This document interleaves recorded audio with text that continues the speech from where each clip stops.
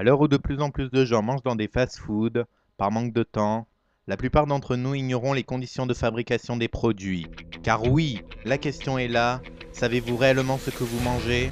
Pour le savoir, l'équipe de DocShock a mené son enquête pendant plusieurs semaines et s'est focalisée sur le procédé de fabrication des steaks hachés présents dans les hamburgers que l'on nous sert.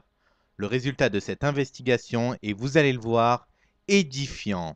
Notre enquête commence par la rencontre d'un ancien manager d'une grande chaîne de restauration rapide qui a bien voulu nous expliquer les méthodes de la fabrication des steaks de manière anonyme. Pour préserver son anonymat, nous l'appellerons Michel. Pouvez-vous nous résumer ce qui vous a poussé à démissionner de la chaîne de restauration pour laquelle vous avez travaillé? Eh bien, c'est très simple. Après 5 années passées en tant que manager chez Quick, la direction m'a fait visiter la chaîne des produits dans le cadre d'un éventuel poste à promouvoir. Suite à ça, on m'a révélé comment se concevaient les steaks hachés. Et c'est donc à ce moment-là que vous avez eu un électrochoc? Oui, tout à fait. À ce moment-là, la direction m'a dit que les steaks n'étaient pas 100% pur bœuf, mais que de la chair de lombric était ajoutée à hauteur de 10 à 15% du produit final. Oui, vous avez bien entendu, aussi étonnant que cela puisse paraître, des fast-foods n'hésitent pas à rajouter de la viande de lombric dans leurs steaks hachés. Vous ont-ils dit dans quel but ils avaient recours à cette pratique? Oui, bien sûr, il s'agit d'un souci de rendement, tout simplement. Réfléchissez. Un bœuf met du temps avant d'arriver jusqu'au stade adulte pour ensuite être conduit à l'abattoir.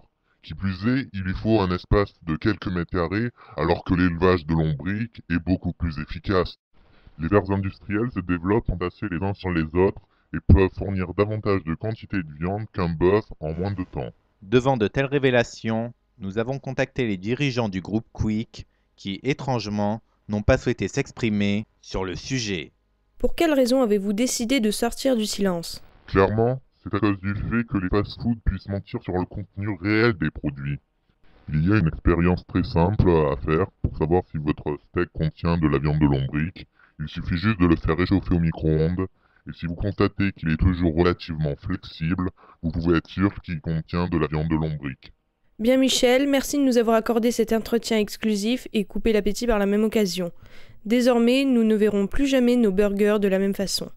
Même si aucun contrôle sanitaire n'a permis de détecter la présence de lombric dans les hamburgers, l'inquiétude alimentaire est bien réelle. Nous cachons encore d'autres secrets de fabrication inavouables. Face à l'impuissance des pouvoirs publics, c'est donc le consommateur, le seul juge.